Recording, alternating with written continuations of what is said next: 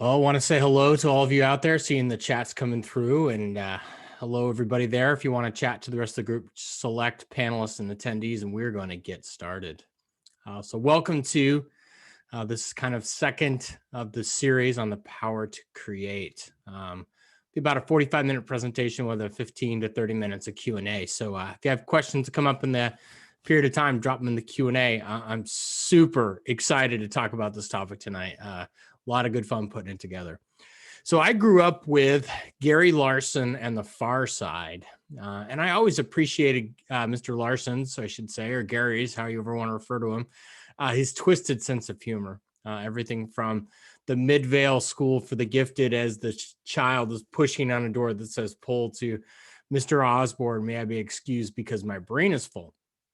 But I also thought that Bill Watterson and Calvin and Hobbes was the right medium as well to communicate and rely on the value of creativity. And often that process many of us go through, that last minute panic, is that mood that's waiting for inspiration. So between these two amazing artists that dominated, and I guess you could say the 80s and 90s, the cartoons or the funny pages, is a little bit of that, I would say, kind of that sad story that exists. Many people think both of these people have passed, and it hasn't.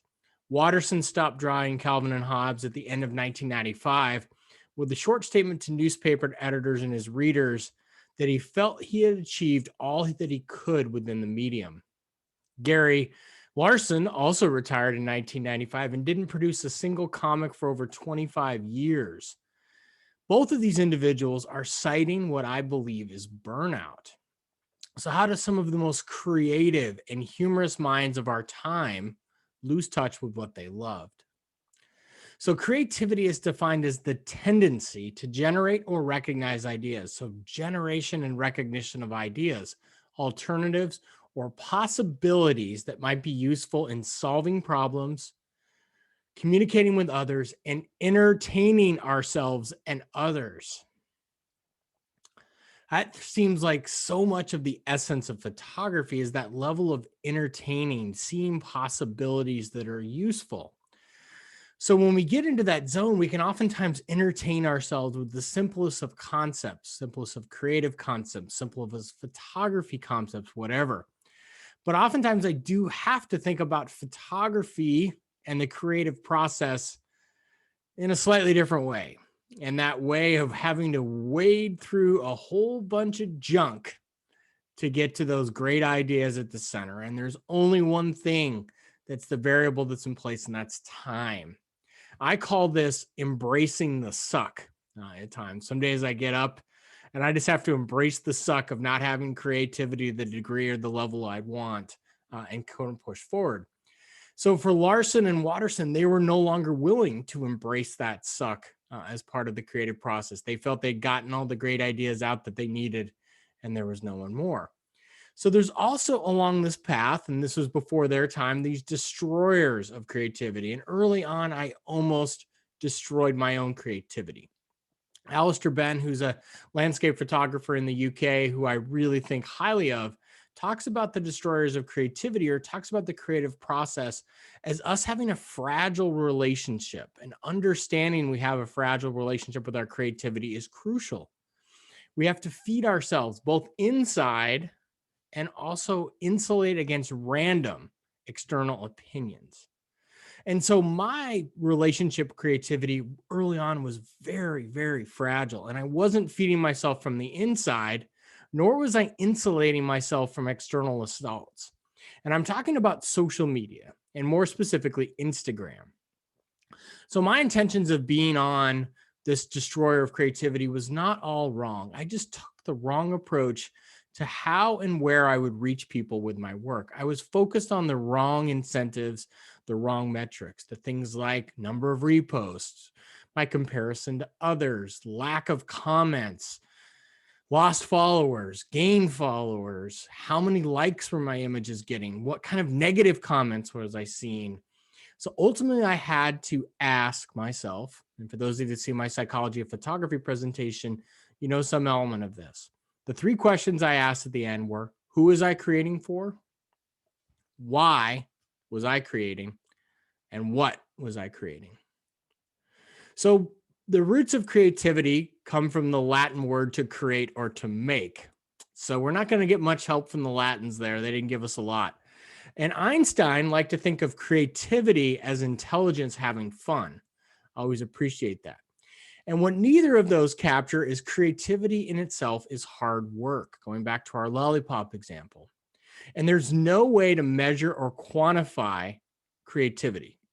Some have tried with what's called the Guilford model. This thing takes a whole bunch of factors in, like highest fluency because somebody puts out the most responses, or highest flexibility because there's a wide range, or highest originality, or any number of factors and variable. Or then there's the horribly named taxonomy of creative design. Yes, original creation, transformation, combinations, variation, intimidation to measure your creativity. And even the man who wrote one of the seminal books on creativity tried to come up with the measure of the social value of creative work. So here's the thing about any model that's out there to measure creativity. It is complete and total rubbish. All these measures are subjectivity to someone else and how they view what is creative or what is not creative.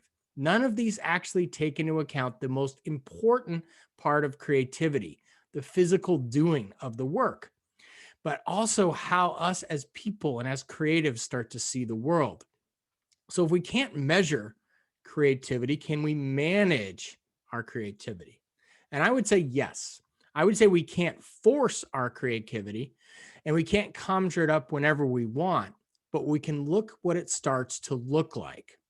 So say you want to build a rock wall, or maybe you want to build a rock home. Well, what creativity represents is your field of rocks, the place that you go to get the materials to build the wall or the house, where you look to find inspirations, to dig up what you need to construct, ultimately what you want to build. So you go through a little bit like a treasure hunt. You're finding these rocks within these fields. You're transporting them to the places that you want to build, that you want to do. So it's a little like a treasure hunt. And once the materials are assembled, well, then you can start to really put things together and take a much more comprehensive look. So what are some models of creativity we can look at? I would say there's models we can follow, and one of the most widely accepted models comes from a psychologist named Graham Wallace. He talks about the Wallace model of creativity, which focuses on four main elements: preparation. This is where we really fill our brain with knowledge and ideas. Then comes incubation. This is visualizing our images, thinking of the scenes, how the scenes are going to start to develop over time. Illumination. This is the point in time when we begin to actually create our images. And then we have verification, where we polish, evaluate, and assess our images and take a more comprehensive look at what's actually there that we're working with and begin this process again. So some models I support or look at actually have a fifth step, which is called implementation. So I think that's a little bit missing in Wallace's work, but this is where we get to put the practices into work and learn through our processes. So what does this look like for me? So let's talk about preparation. So this was the Eureka Dunes most recently on my most recent trip to Death Valley. When I arrived at the Eureka Dunes in the morning, I had really no idea what to expect. I didn't know what I was dealing with and if I could even create an image of impact. So I started to follow my creative process to look for the preparation. So I'm going to see where the sun would crest up over the hills. I'm going to start to get a sense of when it's going to start hitting the landscape. Then I'm going to also look at when it would drop behind the far side and start to get a sense of what I'd possibly be dealing with in terms of shadows, what time of day they'd be hitting the landscapes, what kind of composition, lines, et cetera, I had within the scene to ultimately leave. Then I get into incubation. This is where things start to take shape. And I can tell you right now, incubation is one of my most cherished parts of my creative process because it's a time to really slow down and to look at what's within the natural environment, to look at things and try to understand a little bit of how they were created, what the variables and the factors were that are going on, what within the landscape is possible things that I could use in different lighting conditions and different variables in different ways to start to pull in a more compelling image or something that's going to be interacted with more.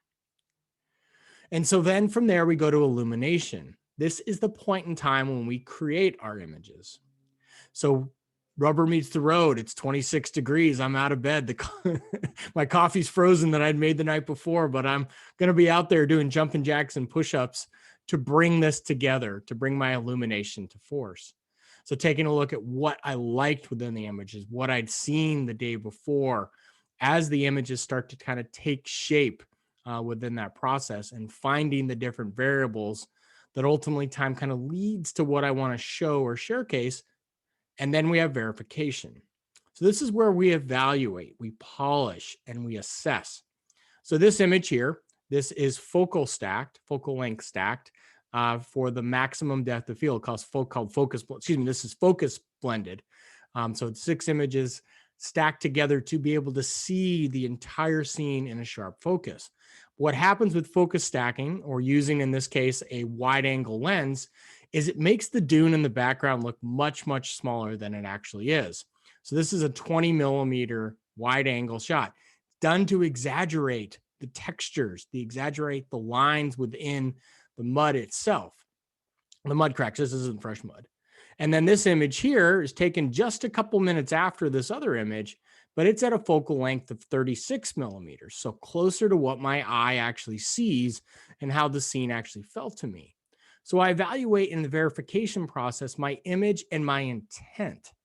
I use my creativity and I focal length blend this image together into what I want that to represent, what I want it to show.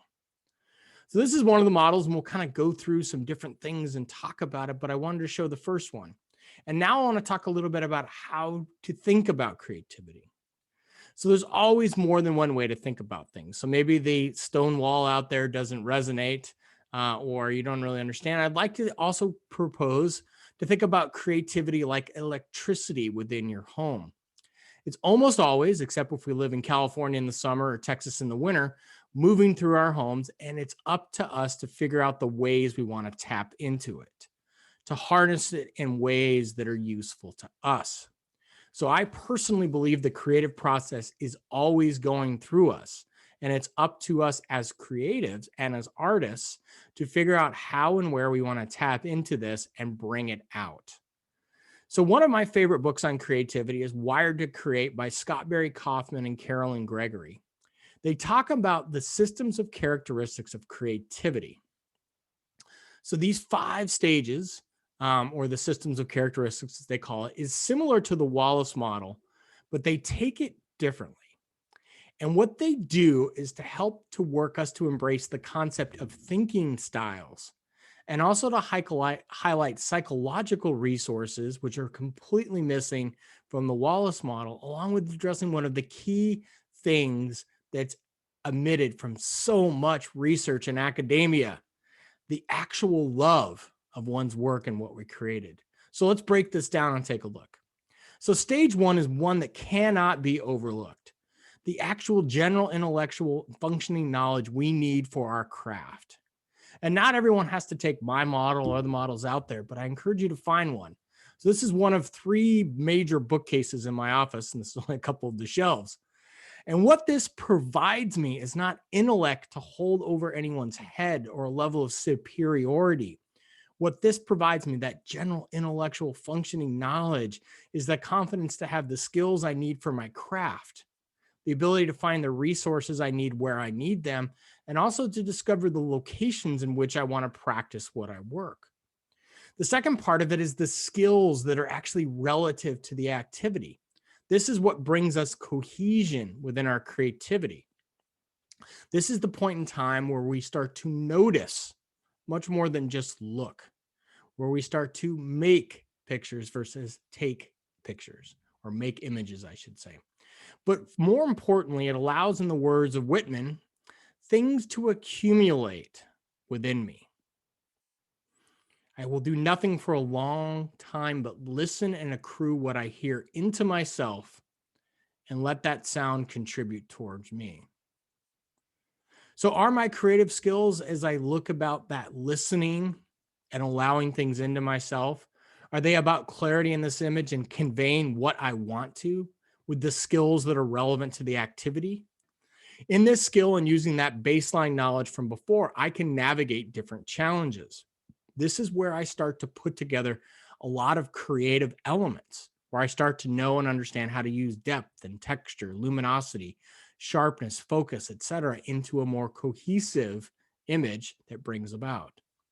So that's part of it. The other part of it is those creative styles and thinking styles and ways to think about our scenes. So I love teaching.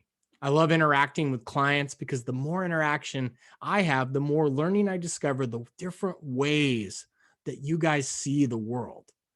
I believe, much like Maya Angelou, that we need to work our creativity to get it to show up for us in more ways. Creativity does not respond to laziness.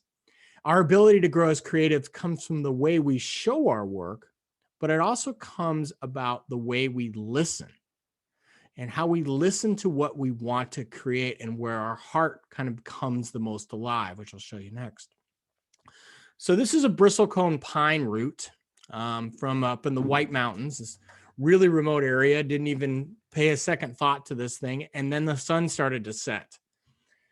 And I started looking at this root in much, much different functions and formats as the lines and the colors and the things started to change. There's different textures. I was seeing shapes as they were starting to go down. So rather than take a picture and move on, I spent time with this, seeing different things, trying different angles, taking a look at it. These are my raw images here, and this is my processed image.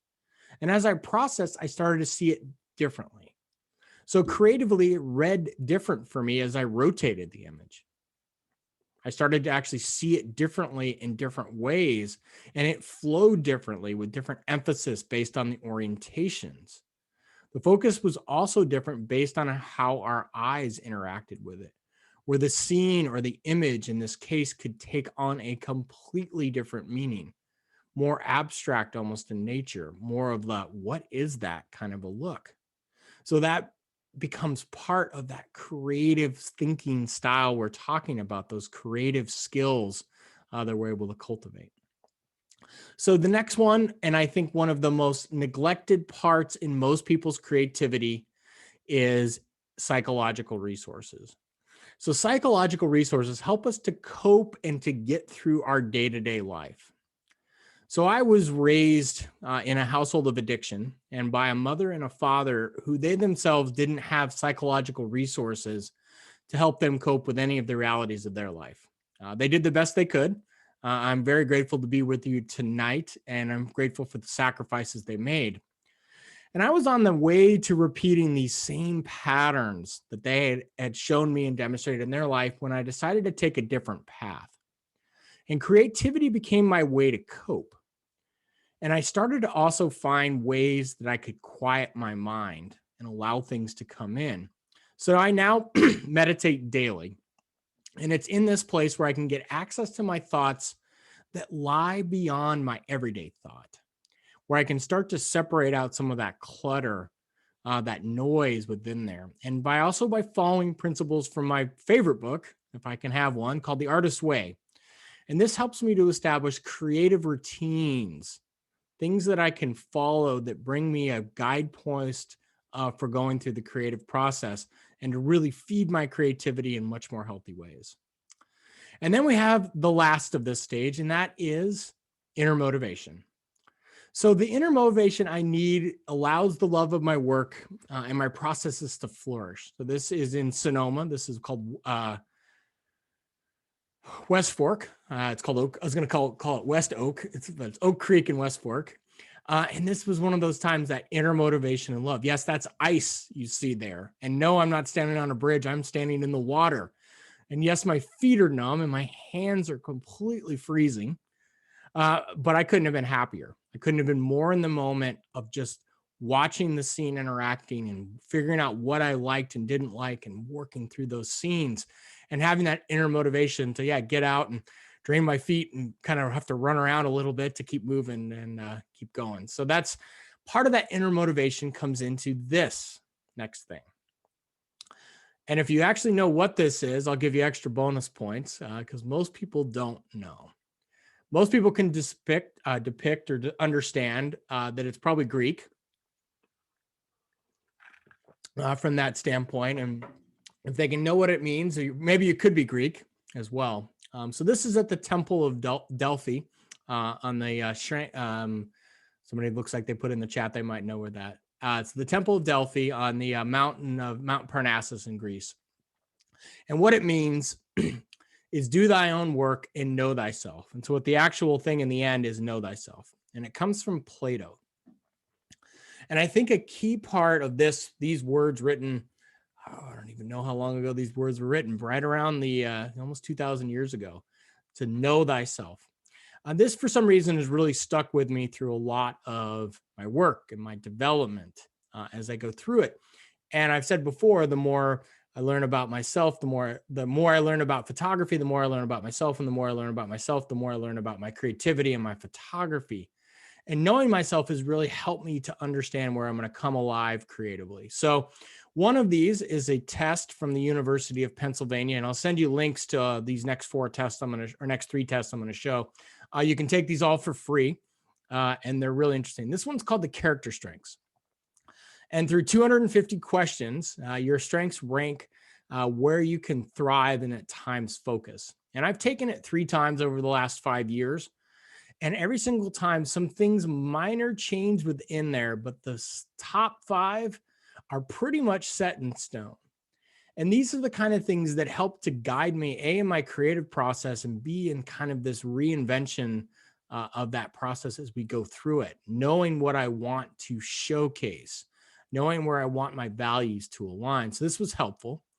I have taken the DISC personality tests in my business world. I'm high on the influencer and high on the driver.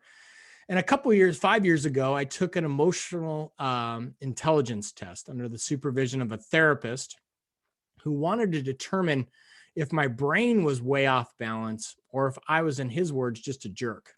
This was at the peak of my career, which I'll talk about in a quick second, where I was experiencing burnout and other issues.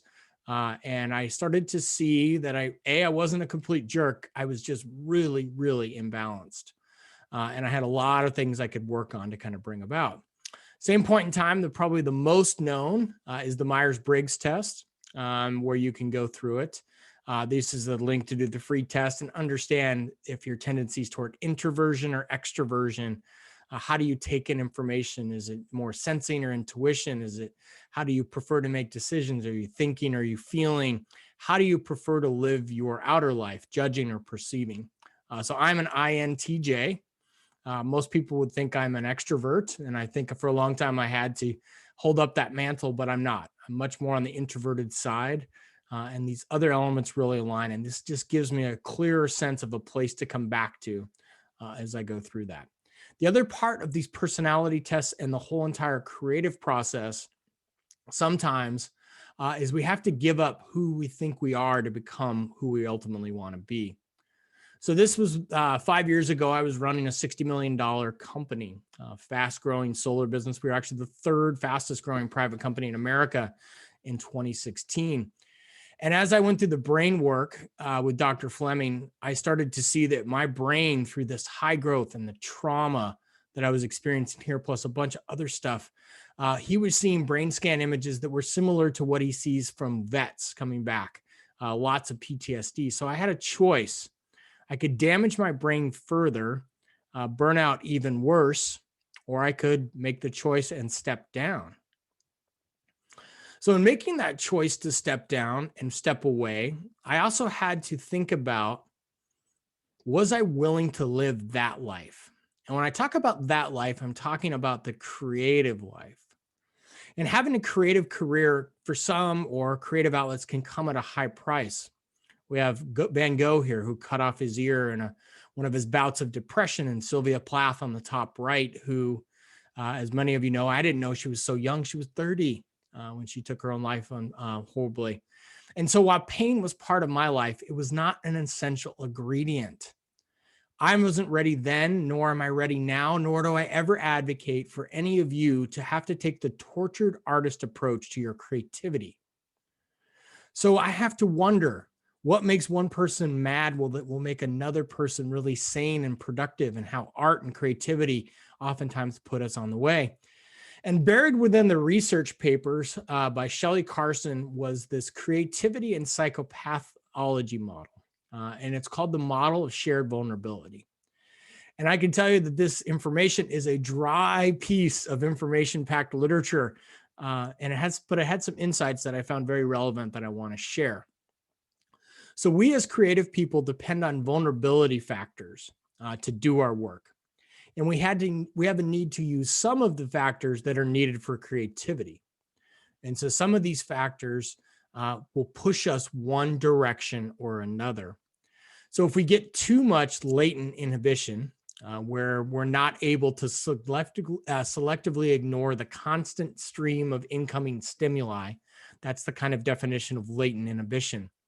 So if we're not tuning out little parts and pieces and figuring out what is relevant and what's not relevant among all the noise, we can go much more into the psychopathology model. We can start to see a lot more mood disorders, mental disorders start to surface.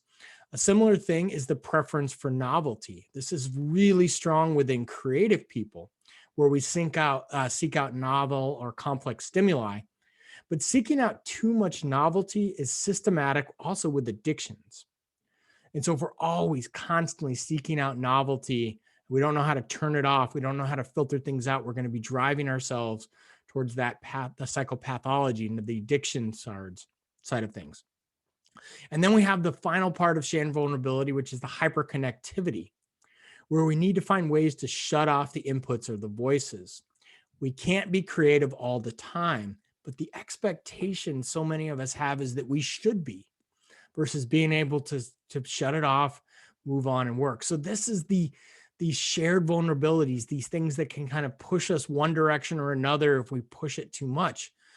But let's talk about the things that are the protective factors, those things that protect this level of balance that really allow our creativity to function. So high IQ, it's up at the top actually, only serves you well to process and make sense of all the stimuli. There is no direct correlation in any of the research I've read, nor the creatives that I know, that indicate that if you're smarter, you're going to be a better creative. Once you hit a certain kind of base level threshold and you can make some conscious self-aware decisions, it's not a big one. And working memory is helpful to hold and process large numbers of constructs or concepts simultaneously. But the big one, and the clear winner in my mind, is cognitive flexibility.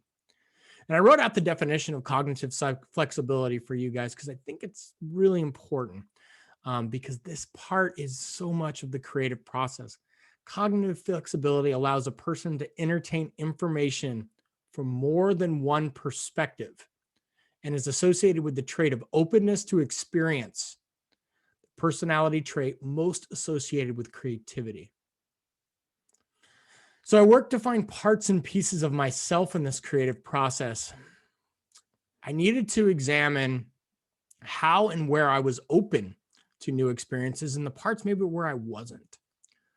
So I had to refine some of my roots. 18 years ago, as an example, I spent every free hour of my time when I lived in Idaho climbing. And at the end of that year, I tied for and broke the climbing record for the highest peaks of Idaho in succession. Over 3.5 days of steady climbing, altitude of 28,000 feet, almost the height of Everest, of vertical climbed. But yet that was where I was really building that just intense love of the outdoors, the love of being out in nature and finding that solitude. But I also had to be willing to trade certain things for another. So in the CEO role, excess went along with the CEO life. I had pre-programmed myself towards relief through food and alcohol and other types of excess. So I had to be willing to trade some of those to find that balance within my life. And so over time, tea has replaced martinis, and 5-course dinners with all kinds of the wine pairings have been replaced with dehydrated foods and peaks of mountains. So these for me were the trade-offs I needed to make as part of my creative process. I also had to be willing to then practice it. No matter how well or how badly, it was a way to make my soul grow. So I continued to do it, and I do it today.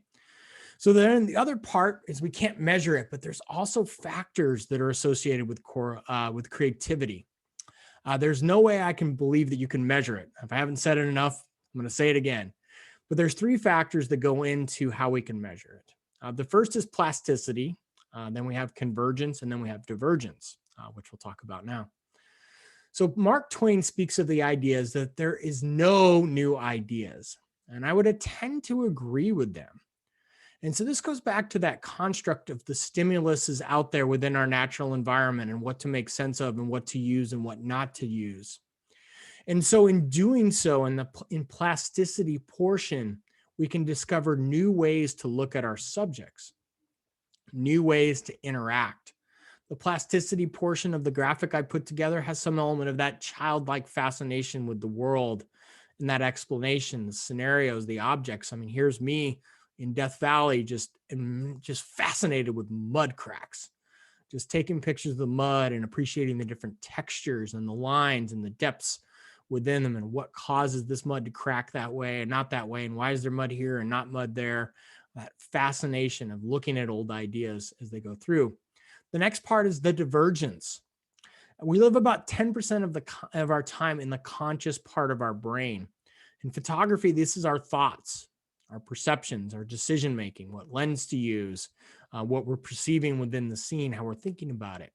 But then thinking of this in the proverbial iceberg, 90% lies in the preconscious and the unconscious. This is the depth, the emotional depth we seek, in the creative process. This is where our emotions lie. Our creativity comes from our subconscious. It doesn't come from our conscious mind, our ideas, our imagination. So the subconscious and the preconscious is where the real work gets done. It's not only what we feel emotionally, but what other people feel when they look at our work. We're accessing there. And then we have convergence.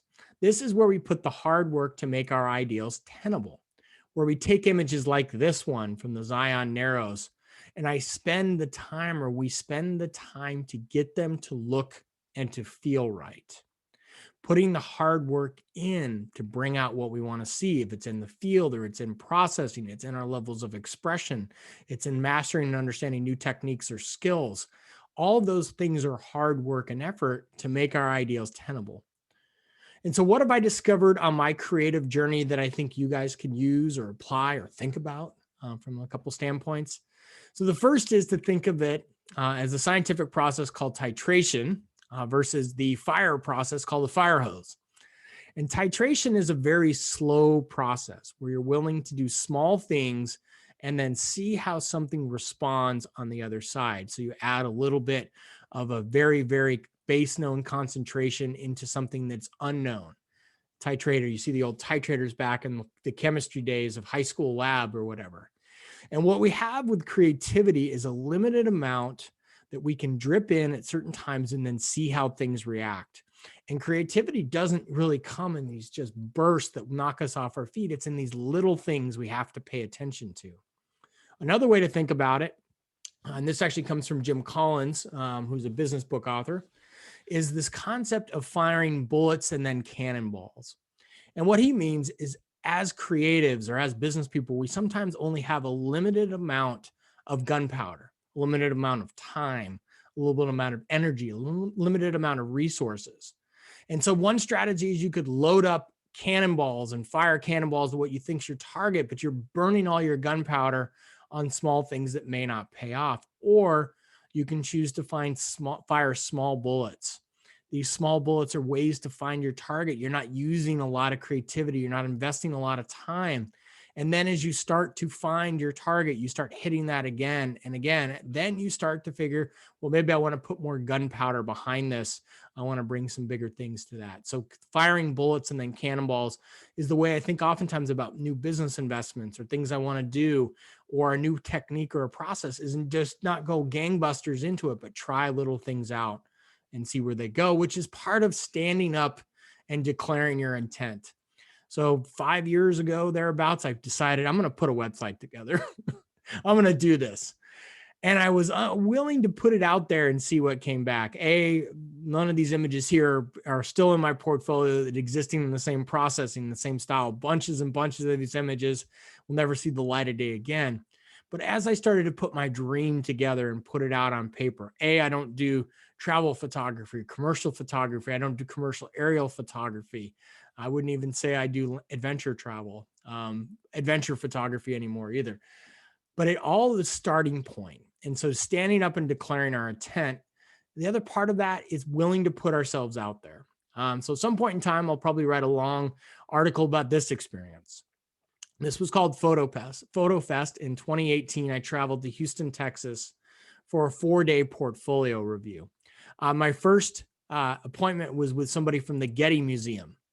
I was a little intimidated. And after 16 portfolio reviews over a 4-day period, hearing things such as your images are technically too perfect, these things look too much like postcards to be of interest, I learned a lot.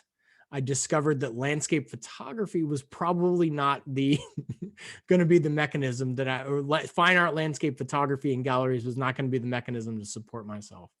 But these people were kind, they weren't mean, and I got to learn the perspectives, similar to the perspectives. When I was on social media, I polled my 10,000 followers at the time and got a very interesting thing where 81% of the people, at least that responded to this survey, which was, I think almost 1,000 people responded, had never entered a contest to be able to take a look at. And I entered the Landscape Photography of the Year contest one time to get a gauge of where I stood and to start to understand maybe different levels. And so sometimes I lost, other times I was selected as I went through. But each time I went into a contest or put my work out there, I got to learn a little bit more about myself.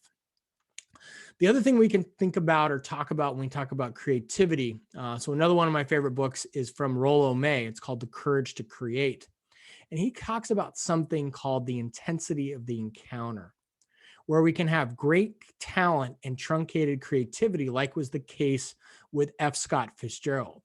So he was considered one of the most talented writers, but he was completely uncreative.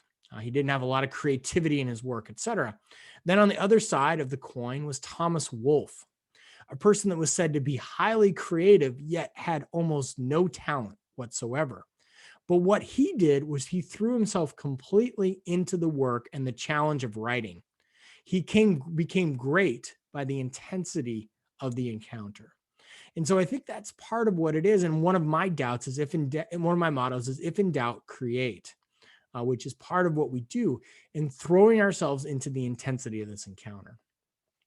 So getting through this, the other things about this is we're not alone, especially it feels like that right now with the kind of hopefully the tail end of COVID getting back out there. I would encourage people to find groups, seek out Meetup. Many of you found me through Meetup. I was glad to have you here.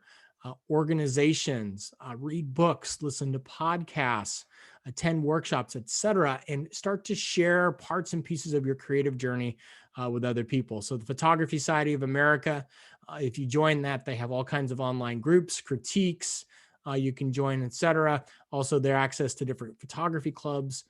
You can also start to check out different genres. I think sometimes it's pretty easy for us to get focused on a particular genre and forget, oh yeah, I could try this type of photography or that type of photography. So there's a list of all the different genres you can take a look at.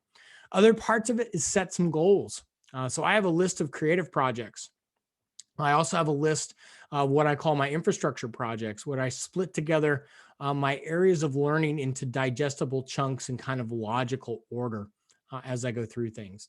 And so I take a look at these projects I might want to look at. So if I'm in a little bit of a slump, which happens to everybody, I can go, okay, is there any of these projects on here right now? Well, it's spring. I'm probably not going to be working on fall colors, but oh yeah, I could be working on some full moon projects, or we could do getting ready for some night photography, etc., or my tree stuff. I could be looking at those types of things. The other two things I have is I have a vision board, and it's a way to get motivated. And it takes two forms for me. One is I have a collection of images that I like that I have saved in a PowerPoint for various reasons. And I'm looking to replicate some elements of the style. And I'm not looking to replicate the image itself, but when I start to see style or places that I'm intrigued by, I start to save them into my vision board there. The other, which you can actually see behind me on the video, is my actual vision board on my wall on index cards on my closet. And these things are ambitional projects I have coming up, things I want to work on, travel plans, etc. And I move these around considerably to be able to take a look. So when COVID hits, as an example, I had to reshuffle all of my stuff for a couple of years, but it doesn't get lost in the shuffle. And I can objectively take a look at it and kind of take a look at it. And so that's become really helpful to be able to kind of phase in the different parts and pieces I want to look at. Okay, so real quick, I'm going to talk about a couple upcoming opportunities, and then I have some closing thoughts to run through, and then we'll get into Q&A. So I appreciate we're still sitting over around 100 people, which is great. So tons of great learning opportunities coming up. Last class, I'm only teaching one class in March because I'm going to be in Utah for almost 2 weeks. And that's going to be on Wednesday on taking control of Lightroom. I only have 3 spots left. So if you want to join in, this one's going to be a 2.5-hour class. And this is going to be a smaller class size as well. It's limited to 20 participants. 20 registrants, which will probably only be about 15 participants. And it's video on, ask questions as we go. It's not a presentation, that's really interactive. So encourage you to join. Also going to be teaching on Photoshop, preparing your images for print, luminosity masks, and then also black and white photography as we get into April. And then the new thing that got added for any of you that have been here, processing pods. So the month of June and July, I'm going to be doing processing pods on particular techniques. So stay tuned there. Also have 2 more free presentations. You'll get information about them. Similar to tonight, but I'm going to be talking about my creativity, my creative and artistic vision in the next one. And then the final one's about fear in photography, which is ways for us to understand kind of our limiting beliefs as we go through. So, all right, just a couple slides left. I want to leave you with some thoughts to take away. The first is this concept called openness to experience, going back to what we talked about earlier, that curiosity is one of the major drivers within that willingness to experience new things where we can find some of that recharge and purpose. And there's 3 main things we'll talk about. Excuse me. The first is that intellectual engagement. It's our drive to actually engage with ideas, the opportunity to search for some truth within our work, that love of problem solving. So I'm no expert, but these kind of things just really pair up well with photography. Trying new concept. This is an intentional camera movement, midday light on the ocean here in California, searching for different things within there. Then we have effective engagement, where we're able to explore the full depths of our human emotion, what we are seeing or feeling, experiencing in scenes like this. This is where we're talking about making images, not about taking images, and putting more thought and process within these images. And then we have aesthetic engagement, where we completely get absorbed in our craft, fully appreciating and exploring that kind of aesthetic beauty of whatever types of images we're creating, but also reminding ourselves just why we got into photography, or we're looking to get into photography to begin with. And then the final thing I want to leave you with, and then we'll do questions and answers I mentioned, is this creative use of solitude. So it's a characteristic for many people that they're actually afraid of solitude. But I would tell you that creativity requires the use of the constructive use of solitudes. Retire from a world that is too much for us. And we're able to quiet, let that solitude work for us and also within us. And so I actually consider my ability to embrace the solitude, those quiet moments of time, as that major fuel of my creativity. And it's not just about avoiding distractions, it's about giving the mind the space it needs to reflect, make new connections, and find meanings. And the mind must have that space to settle down if it's to come up with the insights that make for original creative work through that period of time. So appreciate you guys joining tonight. We've got plenty of time now for questions and answers. The presentation was just right at 48 minutes. So we will stop the share and turn it over to the Q&A and the chat. Oh, lots of good stuff. So, all right. So let's see. I'm going to go into the chat first. All right, so lots of hellos from different people. Nice to see you. Farside, Steven says, Farside, one of your favorite comics. Yeah, oh my gosh, I found those again. I couldn't stop cracking up. So just going back through them again. I might actually start incorporating Farsides into every single one of my presentations or newsletters because it's so good. So Peanuts fan. Oh, good to hear, Linda. Yeah, you have to send me your favorite Peanuts. Book you cited, yes. So I will put up links to the books, the 2 books, and then the 3 personality tests, along with anything that comes up creativity wise as well. So gorgeous images and painterly edit here. Well done. Love it. Thank you, Stephen. Intuition. Taking the same kind of test a few years. It was spot on. That's nice. Whoa, Mark says, I find it so hard to keep creating when everyone around keeps telling you have no talent. How does everyone keep going? Well, Mark, I'm really sorry to hear that. I believe you attended some of my other classes. And as we get into some of the image critiquing, we'll be able to take a look at it. I think what other people were saying is ignore them. They'll be always be haters. And I can tell you that's exactly what's right. The Artist Way book, if I can get you to do one thing, you can find it used for probably $10. There's one of the exercises in here that she calls your monster hall of fame. And this was so good. These are the people that are out there that are creatively destroying, they're creatively destroying your creativity and identifying them. And so I have a friend of mine from college who is absolutely one of the monster. He just so wants to tear down every little bit I did from so long. And so I don't share anything with him anymore beyond the superficial. So that's a big thing, which is great. So, Cheryl, thank you, Cheryl. She says, I doubt you have no talent, find new friends. And that's exactly right. You have some talent. Maybe we need to work on bringing that out. And I'm sorry to hear people say that. So great images. All top. Thanks, Stephen. Can I pay to watch a recording? Yeah, you can pay for the Lightroom class. Mark asked. Yeah, so all of the recordings, every presentation I do is always recorded and you always get access. So if it's a free presentation like tonight and you can't make it, just sign up and you'll get a copy of it. And yes, I'll give the copy of the books, link to the other 2 free webinars. The other 2 free, you'll get the link when they come out. And then we have Dan asks, what are specific rewards for you as a creative photographer? Great question. So the specific rewards, I think, well, A is you have something like the wall behind me. And this isn't a collection of places as much as it is memories and inspiration. The other thing which you could probably see over here by the printer is just stacks and books of maps for my upcoming summer in Montana, different trips and everything else. And what the creative photographer part of me is that pre-visualization and that kind of understanding of the natural environment I'm going into. And so I feel much, much more connected as I go into that. So, which is great. Jay, you asked, and there's more to it, specific rewards. There's some more stuff coming up in my newsletter where I'm writing more about the rewards of the creative process. You asked about focus stacking. It's too long to explain it. And here I will be doing the processing pod on focus stacking to show you how to do it and how to, if you can't wait until June, you could probably Google it on YouTube and find some ways to do it. It's not overly complex, but the idea is you get a lot of things. So Clifford asks, do I have any spots left on the Photoshop evening on the 4th? Yes, I do. Photoshop's, I haven't announced that one to everybody, so there's still spots left in that one. And Susan says, I love your images. They're so graceful and beautiful. Well, thank you, Susan. My mother's name's Susan, so it makes me think of my mother. Some of the reference material, yeah, some good stuff coming your way, Darlene. Susan, a different Susan, lots of Susans. How do you get over your fear of sharing your photos with people you know, not total strangers? That's a great question. So I do image critiques for photography clubs.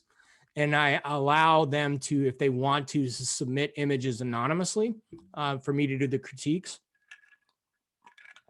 So they don't have to go through it.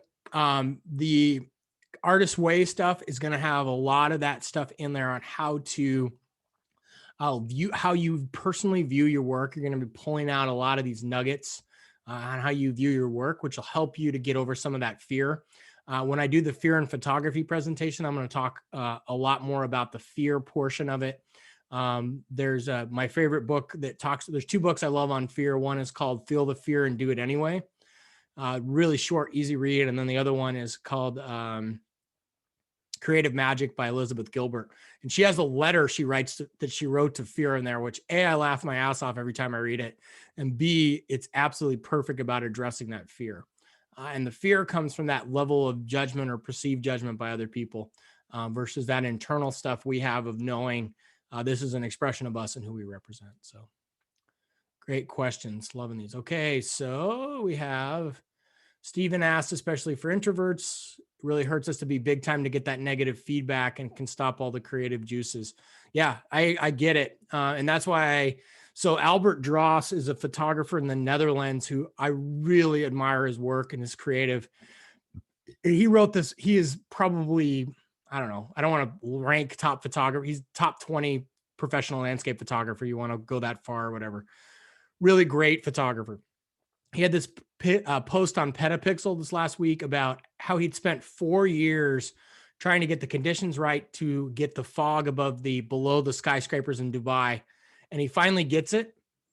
And beautiful images, absolutely captivating. And you read the comments and there's just haters just piling on like crazy, like been there, done that, seen it before, blah, blah, blah. And it's like, you're missing the whole point is like, he spent this time invested into it to find this process and like appreciate it. So I get it. And that's why I just have such a hate relationship, I guess you could say, with social media and the trolls and the people that'll say things behind what's there. So anyway, so running out of wall space, bigger house sometime soon. Yeah, I need to get back to selling my work in art fairs and galleries so I can get some of the inventory out.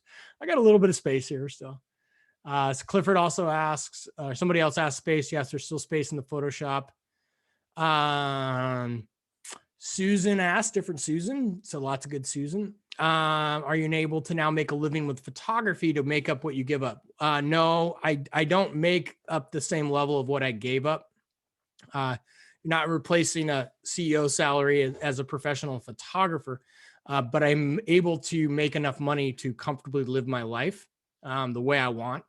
So that's included changing my lifestyle to some degree, but also having the patience to allow it to take shape.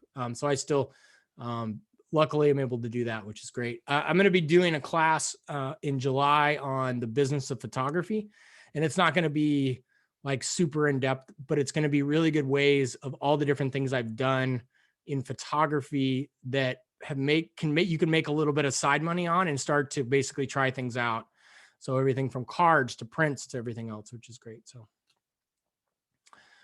great. So Teresa, hi Teresa, asks, definitely for me is sharing so overwhelmed by others' works. Thanks so much. Great. Thanks so much. Great. Steven says, unless you do high-end wedding or high-end commercial photography, it's hard to make a living just selling prints in galleries and art show strolls in your town, especially now in COVID with everything shut down and no galleries or fairs open to the public. Yeah, you're absolutely right. It's really difficult. And that's what I talk about in the business. I'll talk about in the business class is don't burden your creativity by having to support yourself. You'd be much better off working a job for part-time that pays a higher level and then being able to use your creativity sparingly. So for me, I had a transition in with another company of mine that was supporting us, and I wasn't burdening my creativity with having to push all the way through, which Mark asked about pre-visualizing the photo, sense and meanings that drive you to create. Yeah, Mark, there's a tutorial called Technique, Vision, and Processing, where I talk a little bit about that pre-visualization of it as well. So Diane asks, thoughts on entering competition? These are just great questions, guys. Wow. Any competitions for novices? So I would encourage two things, Diane. One, you can email me if you want, and I can help you find a local camera club because I have a database list of camera clubs. So finding a local camera club is I would say the best way to enter competitions. And if you don't want to do a camera club, the other option is the PSA, which I named the Photography Society of America. And you can go on to the PSA and they have image critiques you can submit there and get your work critiqued by 4 or 5 other people within that. And so that's a good one as well. So I encourage you to start with the clubs and entering their kind of local competitions to get a sense of what you're doing. So Mark asked, what lab do I use? It varies. My Lumichromes, I use Nevada Art printers. My metals, I use either Bay Photo or McKenna Pro. And I'll talk about that in my print class in April of different print labs. So inventory's taken over the living room. That's great. So Susan also asked, lots of good questions from Susan's tonight. How do I get a workout if not social media? I'm going to talk about that in the business class. And there's a lot of different techniques that you don't need. I haven't been on social media for 2.5 years and my business doubles every year right now. So Stephen says, Fine Art America, that's one I'll talk about. So Linda says, I highly recommend joining a photo club, like-minded people who share your passion for photography. Yes. Thank you, Linda. And you have an excellent photo club. Schenectady is great. Dan asked, hi, Dan. I don't think you've seen a question from you. Should you take creative breaks or push through those times when you feel your creativity is struggling and tired? So this is another one of my creativity hacks. And this is my to-do list, which I start first part of the year and then I staple on top of it. As I cross things out, I cross them out. And, sorry, I'm doing it kind of awkwardly. I cross them out in dark marker, and then I keep other things listed on the list. And what I find is I do this every week. And what I can do is leave things further back on my creativity list that maybe aren't things that are less urgent, that kind of come up and come down. And what this helps me to do is sometimes I'll be completely overwhelmed. I can't process an image or I can't work on a presentation because my mind's on it. I can look at the list and be like, oh, that's something I could actually do right now and kind of reset that. And that's one of the things I do quite a bit. So, which is great. All right. Congratulations to Stephen. First thing. Thank you, Nick. Chris, nice to see you. Okay. Yeah. Stephen also says lots of daily, weekly contests on DPR review site. Fine Art America. Cheryl. Hello, Cheryl. Besides being in the environment, are there other things that charge your photographic inspiration? Classes, museum, books, meditation, et cetera, et cetera. Yes. So I get a lot of charge in my inspiration through my daily routine, which includes journaling and meditation, and then also includes reading some element for about 30 minutes every morning of creativity books, focused on some element of the creative process, and so which is great. All right. Valerie says local photo clubs for me. 4 categories. Marin Photo Club. Hey, I'm talking to you guys in June. So do you think club photography kills creativity as a position in a league becomes more important than creativity? It's a good question, Cliff. I'm doing the process right now with PSA to get certified as a judge through the Photography Society. I've seen a little bit of it in the first part where it's much more around the technical. And so I think I would say it's a supplementation portion.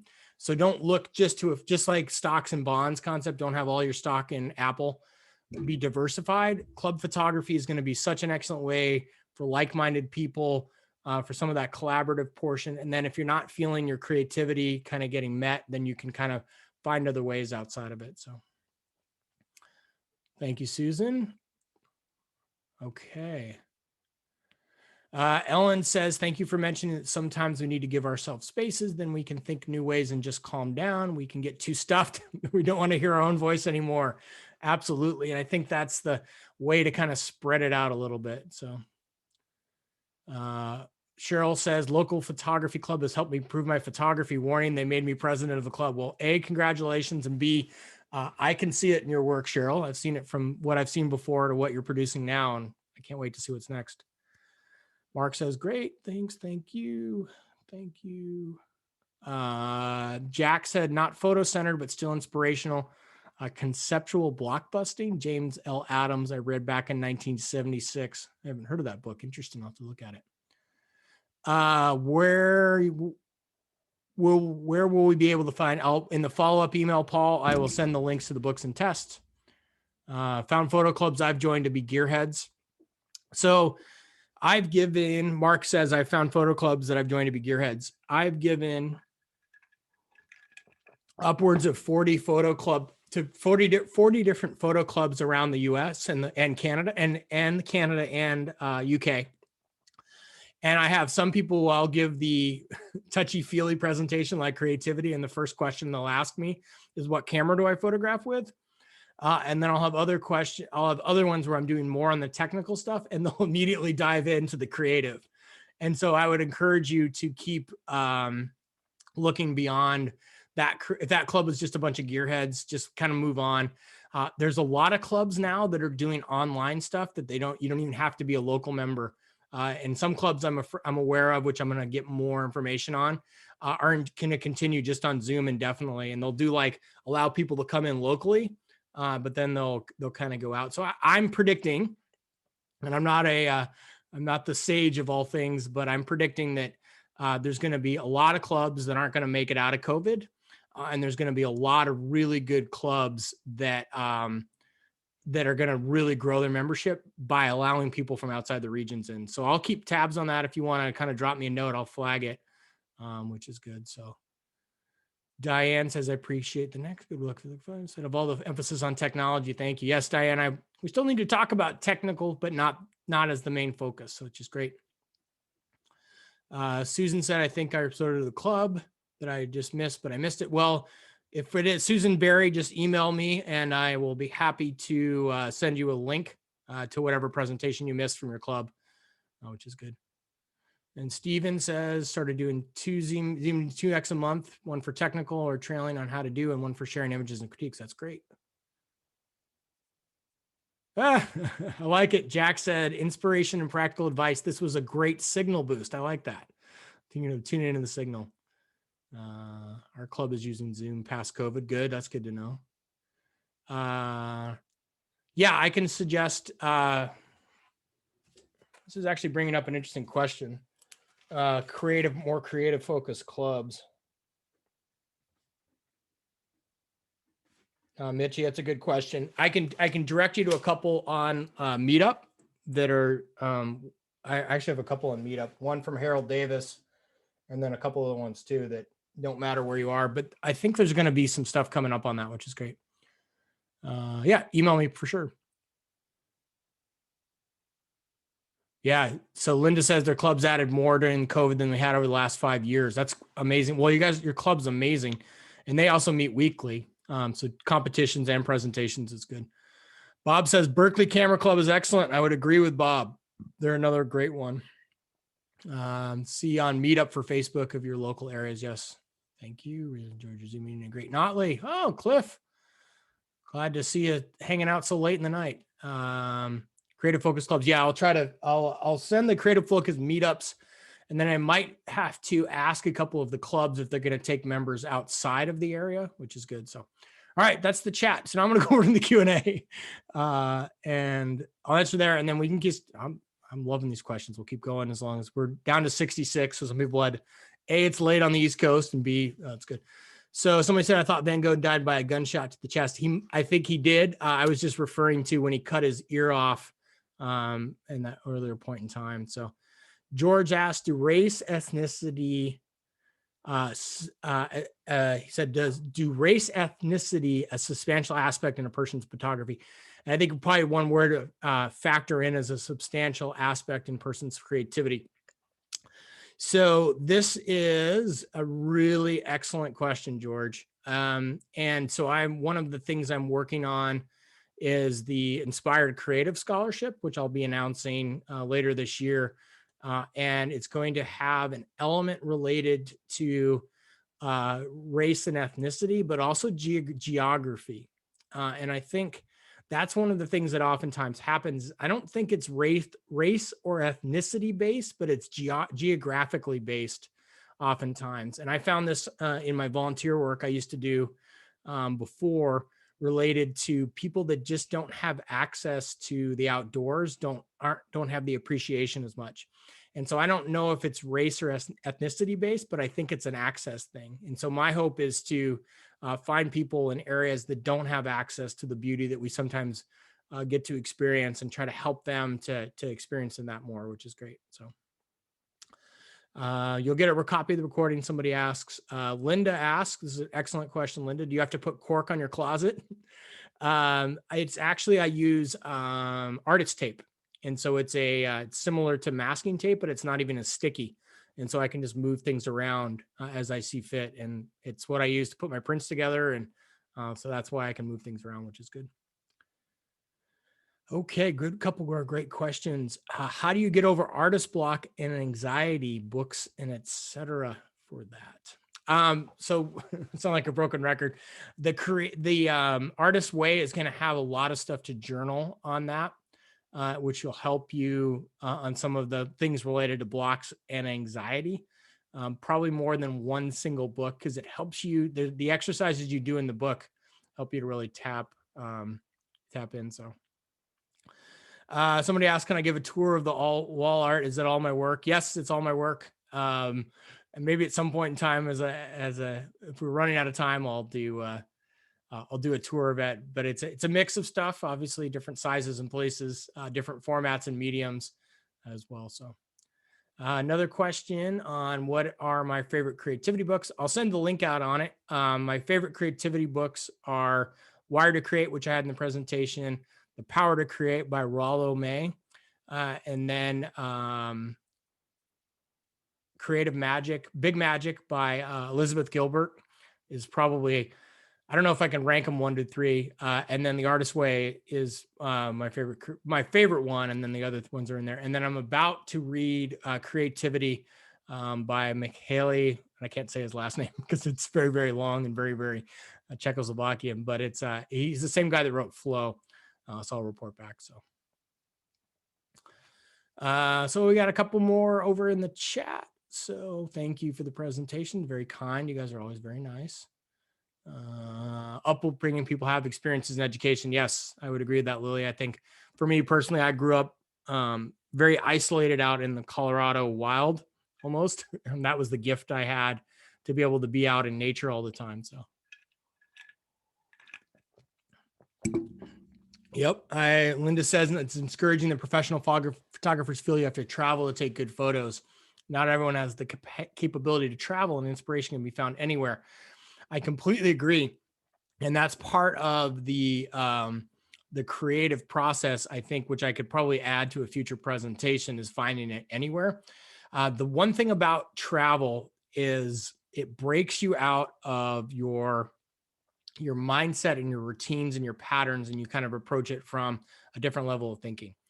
So it doesn't have to be travel to Greenland or Patagonia to take amazing images, but travel a little bit away from your home area. Oftentimes you can see things a little bit differently. And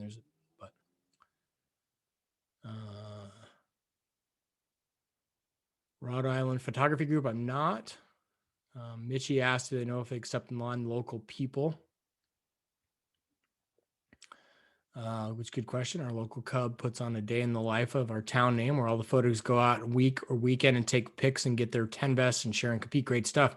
Wow, that's really interesting, Stephen. So he says, yeah, they put on a day in the life of their town. So, all right, we are at 6:42 Pacific with 9:42 Eastern, obviously. So any kind of wrapping up questions? Anything else? Or we've done a good job of questions, and we'll go from there. So, well, I'm glad to have you guys. It was a lot of fun putting this presentation together and bringing it out, and I'll tweak some stuff around for the next one, and then hopefully see you for some of the Lightroom, Photoshop print classes, or the one on vision and fear in photography. But a lot of good stuff coming up, so I'm really glad to have you.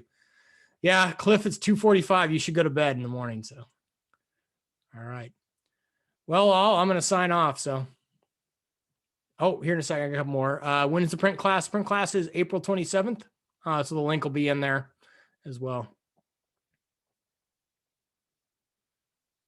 And then Lily says Hunt's photo in Massachusetts, which is great. So glad I made this survey. Cheryl, glad to have you. So, All right. Well, I'm going to sign off. So appreciate it, guys. I'll send the link out to you tomorrow and we'll go from there.